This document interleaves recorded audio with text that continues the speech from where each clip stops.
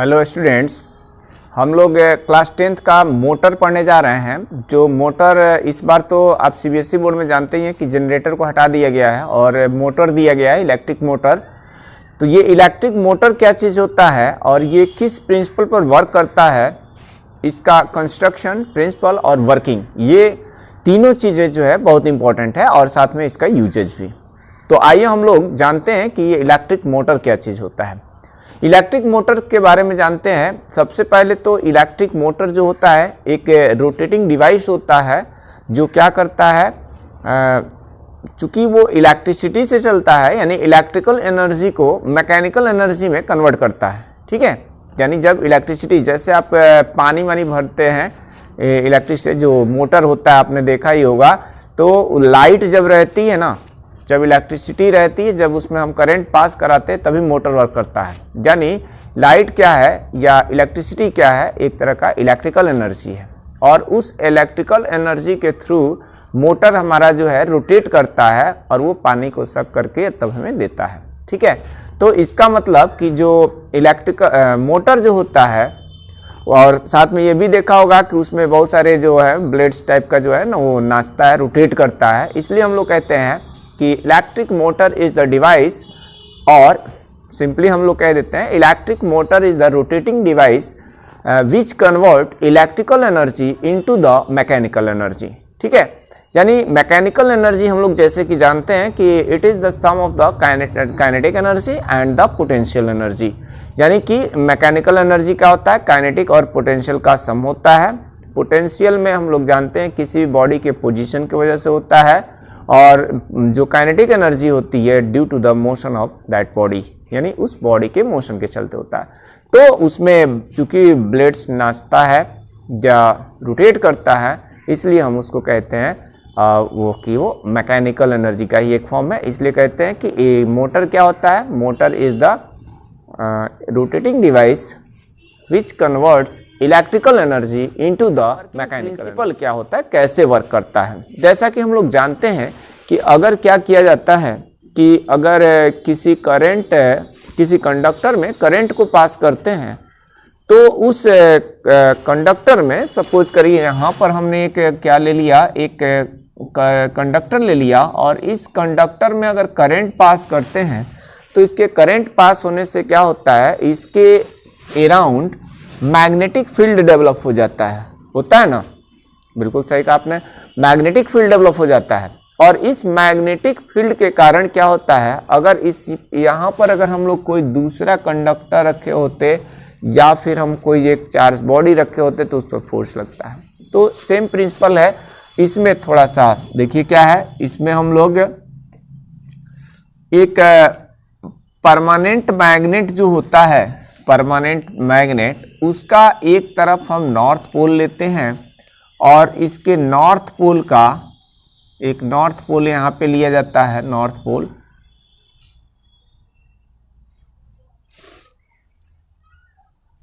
एक north pole, और दूसरा साइड में इधर हम लोग ले लेते हैं एक साउथ पोल। ठीक है, एक नॉर्थ पोल है और एक क्या है, एक साउथ पोल है, नॉर्थ पोल और साउथ पोल।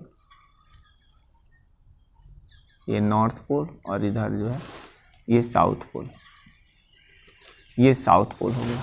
ठीक है, इनके बिटवीन में क्या किया जाता है, एक रेक्टेंगुलर हम लोग कॉइल रखते हैं, एक रेक्टेंगुलर कॉइल रखते हैं। इनका आर्म्स का नाम हम कुछ दे देते हैं, ये मान लेते हैं A, B, C और ये आर्म है D। ये ABCD एक रेक्टेंगुलर हम लोग आर्म रख देते हैं, कॉइल रख देते हैं।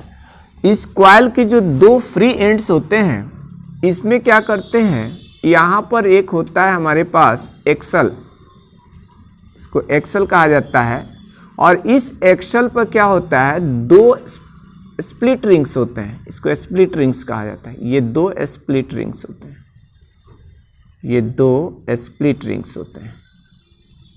ठीक है, इससे इसको कनेक्ट कर दिया जाता है। और यहां पर क्या होता है, एक यहां पर होता है, यहां पर इस जगह पर एक होता है ये होते हैं कार्बन ब्रूसेस, ये कार्बन ब्रूसेस, इसको X इसको Y नाम देते हैं। ये जो स्प्लिट रिंग्स है इसको P और इसको Q मानते हैं।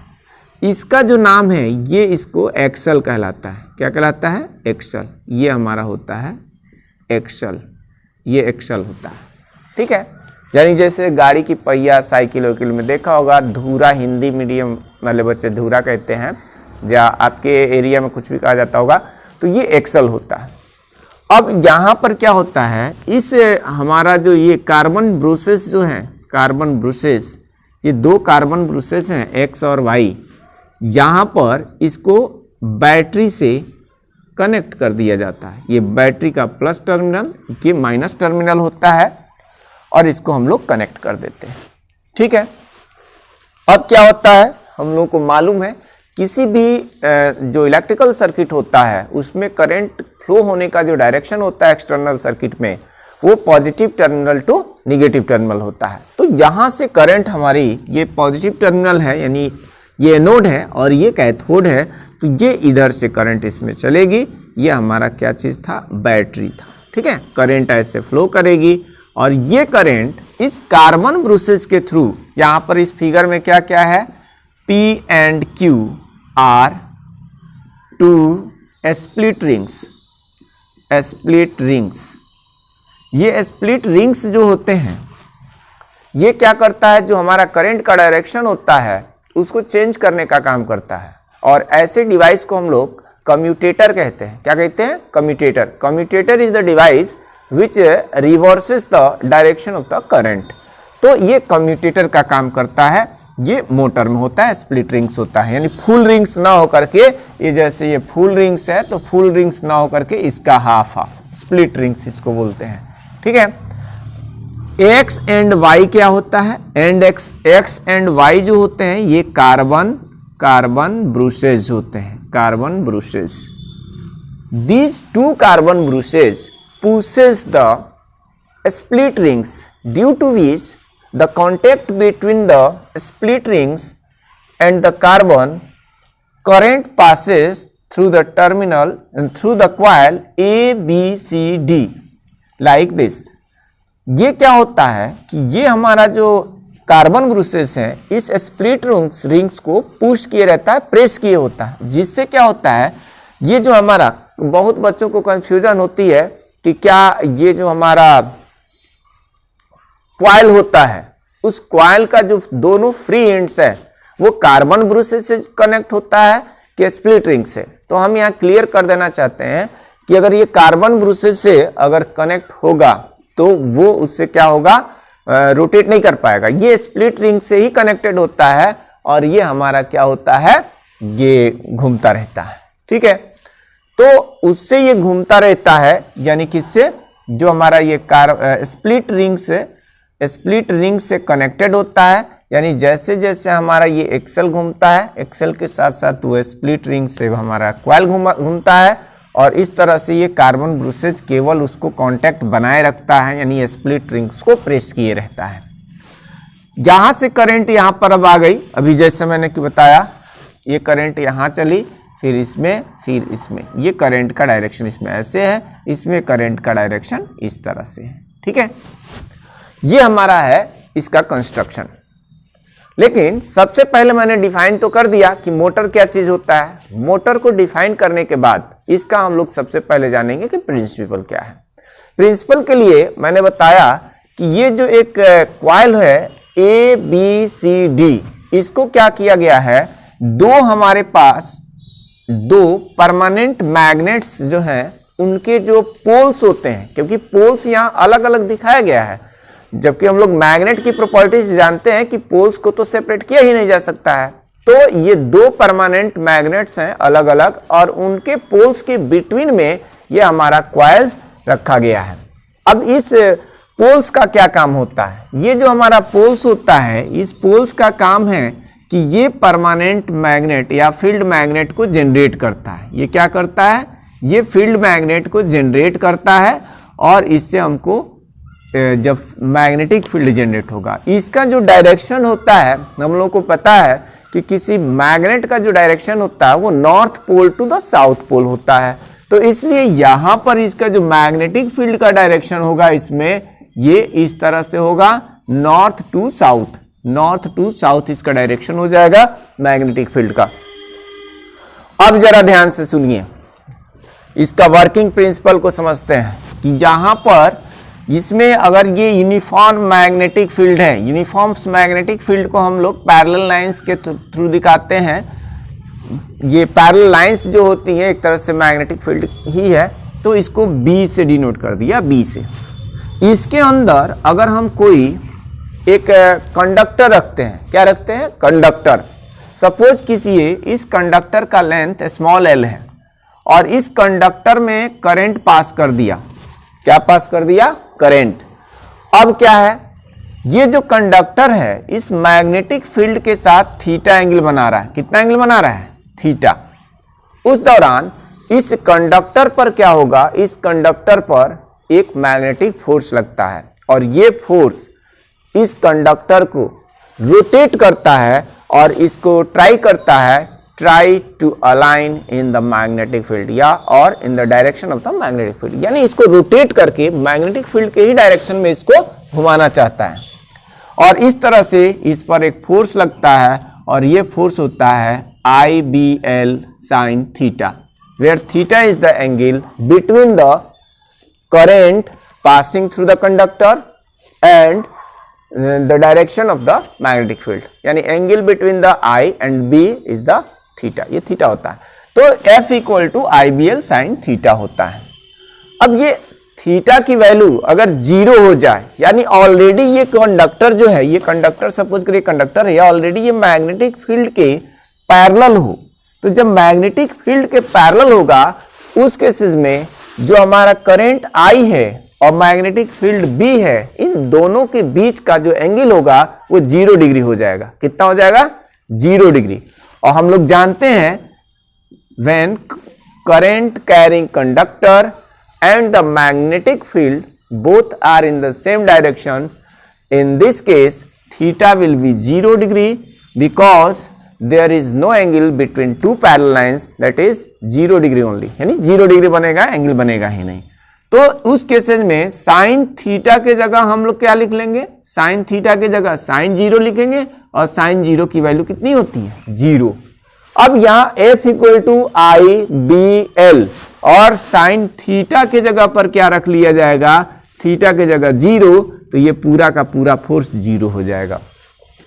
कहने का मतलब कि यहां पर हम लोगों ने एक कॉन्सेप्ट जाना, हालांकि ये 10th क्लास का कॉन्सेप्ट नहीं है, इतना डिटेल्स नहीं बताना है, केवल आप लोगों को ये बता देना है कि अगर कोई कंडक्टर यानी करंट कैरी कंडक्टर किसी मैग्नेटिक फील्ड में प्लेस किया गया है तो उस पर मैग्नेटिक फोर्स लगता है। मैग्नेटिक फोर्स कब लगेगा, अगर वो मैग्नेटिक फील्ड के परपेंडिकुलर रखा गया है तब उस केसेस में मैक्सिमम फोर्स लगेगा, अदरवाइज किसी और डायरेक्शन में रखा गया है तो फोर्स तो लगेगा लेकिन कम लगेगा। इसी तरीके से अगर वो मैग्नेटिक फील्ड के डायरेक्शन में ही रखा गया है, यानी if the current carrying conductor is parallel to the magnetic field और anti parallel to the magnetic field, then there is no force exerted by that magnet. तो ये चीज होता है, यानी अगर पैरेलल में रखा गया है कोई कंडक्टर तो फोर्स नहीं लगता है, एंटी पैरेलल रखा है तो फोर्स नहीं लगता है। रीजन इसका क्या है, रीजन यही है, फॉर्मूला हमारे पास होता है F equal to IBL sin theta. In the case of parallel theta will be 0 and then sin theta equal to sin 0 and sin 0 equal to 0. Similarly, in case of anti-parallel of the magnetic field and the current carrying conductor, theta will be 180 degree and sin 180 is 0. Therefore, force will be again 0. तो हम लोगों ने क्या जाना, हम लोगों ने यही जाना in the case of parallel or anti-parallel, if the current is passing through any conductor and this type of conductor is placed in the uniform magnetic field, then there is no force exerted upon it. ठीक है, तो यहां पर हम लोग जान गए कि फोर्स नहीं लगता है। तो इस जो हम लोग फील्ड मैग्नेट, जब हमने यहां पर बताया था कि फील्ड मैग्नेट का क्या काम है, तो फील्ड मैग्नेट का भी हमारा यही काम है कि ये क्या करता है, स्ट्रॉन्ग मैग्नेटिक फील्ड को जनरेट करता है। जो हम नॉर्थ पोल और साउथ पोल की जो बात करेंगे, परमानेंट मैग्नेटिक फील्ड होता है, इसलिए इसमें जो मैग्नेटिक फील्ड की जो वैल्यू होती है फ्लक्चुएटिंग नहीं होती है। तो इसमें क्या करेंगे, अब उसके बाद यहां पर हमारे पास जो कंडक्टर बना रेक्टेंगुलर शेप में रखा है, तो हमारे पास A B, B C, C D, D A, इसके 4 आर्म्स हो गए, और इस आर्म्स के आधार पर ही हम लोग पता करेंगे इसका वर्किंग प्रिंसिपल, और तब इसको समझाने जा रहे हैं। ठीक है, तो इसका वर्किंग प्रिंसिपल क्या है? वर्किंग प्रिंसिपल ये है कि when a current carrying conductor, देखिए कई बच्चों को ये समझ में नहीं आता कि ये करंट कैरिंग कंडक्टर क्या है। करंट कैरिंग यानी करंट को ढोने वाला, और कंडक्टर यानी किसी भी तरह का, जैसे हो गया तुम्हारा एल्युमिनियम हो गया, कॉपर हो गया, आयरन हो गया, इस तरह से क्या है, ये हमारे कंडक्टिंग मटेरियल है। तो करंट कैरिंग कंडक्टर का मतलब बस यही होता है कि a conductor which carry the current, और विच इन विच या through which current is passing, बस और कुछ नहीं। करंट कैरिंग कंडक्टर का मतलब यही होता है। तो अब या वर्किंग प्रिंसिपल इसको समझते हैं। प्रिंसिपल, इसका प्रिंसिपल क्या है? इसका प्रिंसिपल ये है कि when a current carrying conductor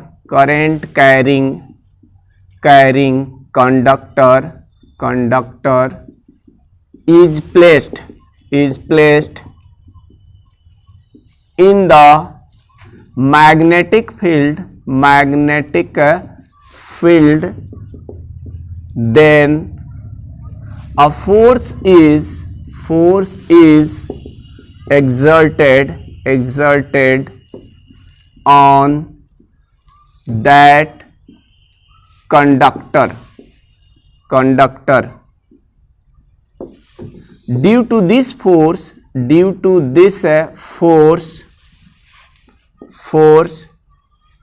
that conductor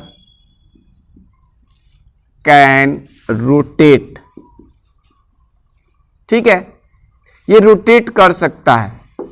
इसी तरीके से तो कंडक्टर की बात हुई, लेकिन यहां पर हम लोग क्या रखते हैं? कंडक्टर तो रखते हैं, लेकिन वो कंडक्टर का शेप निर्धारित है, रेक्टेंगुलर कॉइल रखते हैं। तो इसका क्या हो गया? इसको हम कहेंगे कि when a current carrying coil, यहां पर अब कंडक्टर की जगह क्या कर दिया जाएगा? कॉइल कर दिया जाएगा। When a current carrying coil is placed in the magnetic field, then the force is exerted on that coil.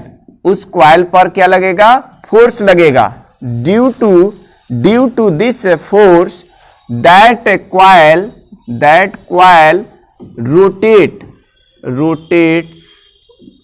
Rotates कर देता हूं, रोटेट्स इन द क्लॉकवाइज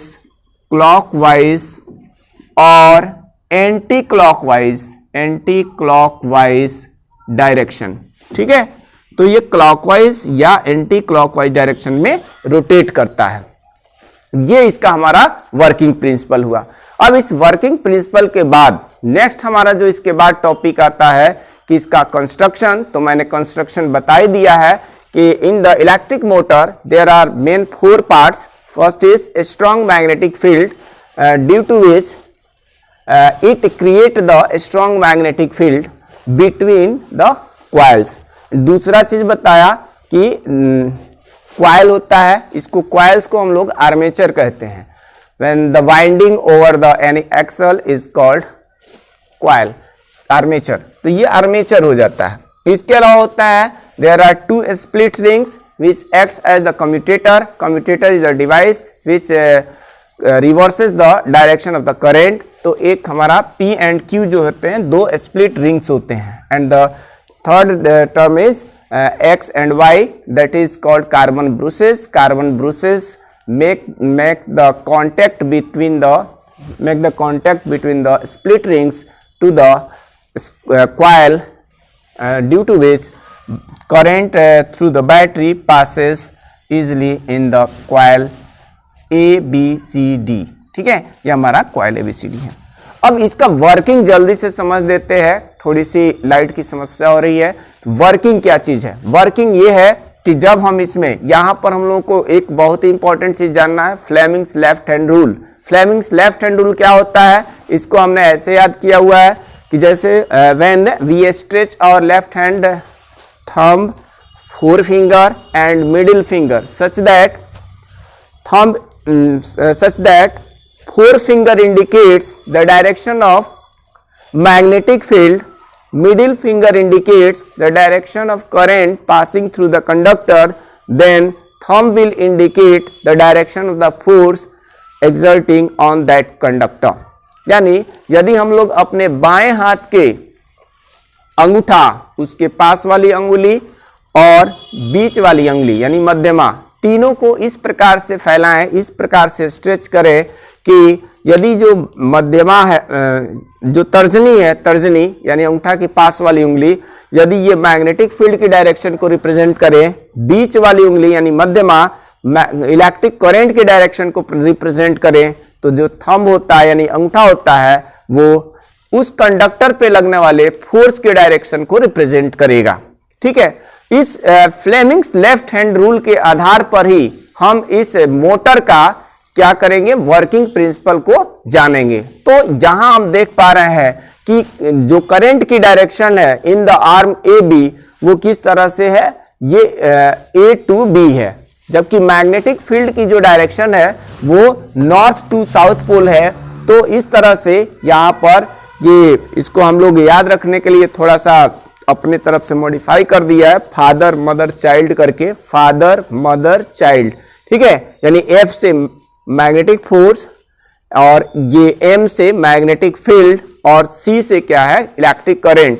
तो यहां पर हम लोग करंट की डायरेक्शन, अभी इधर थोड़ा सा फिंगर जो है क्या करते हैं, इसमें करंट की डायरेक्शन बी टू ए अगर होता, मैग्नेटिक फील्ड का डायरेक्शन ये है नॉर्थ टू साउथ, तो ए बी आर्म पर फोर्स अपवर्ड लगता, जबकि अभी मैं इसको चेंज कर देता हूं, ऐसे कर दिया, यानी कि यहां पर मैग्नेटिक फील्ड की डायरेक्शन को इधर कर दिया, ये मिडिल फिंगर करंट की डायरेक्शन को बता रहे हैं। तो हमारा जो थंब है ये किधर की ओर इंडिकेट कर रहा है, directed towards the away from me, और कह सकते हैं to the downwards of the boards या प्लेन ऑफ द बोर्ड, यानी ये डाउनवर्ड्स डायरेक्शन में the force on the arm A B pushes in the downward direction, यानी ये ए बी पर फोर्स डाउनवर्ड डायरेक्शन में लग रहा है।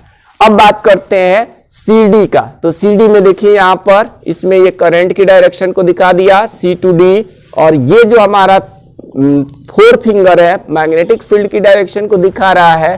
तो यहां पर थंब हमारा क्या है, in the upward directions, therefore force on the arm CD is in the upward directions, that means magnetic force pushes up in the upward direction. ठीक है, ये ऊपर की ओर लग रहा है। अब यहां पर आर्म BC की बात करें तो BC क्या है, parallel to the magnetic field, and DA is also anti parallel to the magnetic field. तो अभी जैसा कि हम लोगों ने पढ़ा कि if the arm is parallel to the magnetic field और anti parallel to the magnetic field, then there is no force exerted on these arms. तो इस तरह से BC आर्म और DA आर्म पर कोई भी फोर्स नहीं लगेगा, जबकि AB आर्म पर हम लोगों ने देखा कि AB आर्म पर फोर्स लग रहा है in the downward directions by the Fleming's left hand rule, और इस CD आर्म पर देख रहे हैं कि जो फोर्स लग रहा है ये किधर लग रहा है, अपवर्ड डायरेक्शन में। तो इस तरह से ये क्या हो रहा है कि एक फोर्स ये डाउनवर्ड, ये ऐसे डाउनवर्ड लग रहा है और ये अपवर्ड लग रहा है। तो इस तरह से हमारा जो कॉइल है वो क्या करता है, एंटी क्लॉकवाइज डायरेक्शन में रोटेट करने लगता है। जब ये एंटी क्लॉकवाइज डायरेक्शन में रोटेट करता है, after the half rotation CD comes in the place of BA, and BA goes to in the place of the CD. At that cases, the split rings Q touches the carbon bruches X and P touches the carbon bruches Y. In this case, the direction of the current in the arm DC reverses. That is, C and D point comes to at this place. So the direction of the current again goes through the carbon bruches X, and since a split rings Q touches to the carbon bruches X, therefore the direction of current in this case, that means after the half rotation from D to C, यानी अब D to C जाएगा, but BC arm goes to in the place of CD, therefore this is BA. Then the direction of the current again B to A. यानी यहां पर क्या हो गया कि हाफ रोटेशन के बाद CD आर्म में जो CD था उसमें करंट का डायरेक्शन D to C हो गया, और हाफ रोटेशन के बाद जो करंट की डायरेक्शन A to B जा रही थी वो हो गया B to A. तो इस तरह से ये हमारा जो स्प्लिट रिंग था वो करंट की डायरेक्शन को चेंज कर दिया। और इसके चेंज होने का कारण कौन है, किसने चेंज किया, तो ये हमारा चेंज करने का कारण था स्प्लिट रिंग्स। तो यही हमारा इस मोटर का वर्किंग प्रिंसिपल था कि वर्किंग प्रिंसिपल में क्या होता है, इस तरह से हर हाफ रोटेशन के बाद जो करंट की डायरेक्शन होगी वो चेंज होती जाएगी। और इसमें इस मोटर में जो हमारा कॉइल का रोटेशन होगा कंटिन्यूज रहेगा केवल एक ही डायरेक्शन में। तो यही हमारा मोटर का वर्किंग था। मैं थोड़ा सा लाइट प्रॉब्लम की वजह से पूरा वीडियो बढ़िया से नहीं करा पाया, लेकिन इस वर्किंग को आप बिल्कुल याद कर लीजिए। इसका जो मोटर का यूजेस है, आप डीवीडी प्लेयर, सीडी प्लेयर, इसके अलावा जूसर, मिक्सर, ग्राइंडर, इन सभी चीजों में जो है आप डीसी मोटर का यूज आपने देखा होगा, और एक एसी मोटर होता है। हम लोगों को 10th क्लास में डीसी मोटर ही पढ़ना है, यही पर्याप्त है। तो इसका यूजेस भी मैंने बता दिया, वर्किंग थोड़ा सा बहुत फास्ट बताया, लेकिन उम्मीद है कि आप लोगों को समझ में आया होगा। नेक्स्ट वीडियो में इसको और अच्छी तरह से क्लियर कर दूंगा।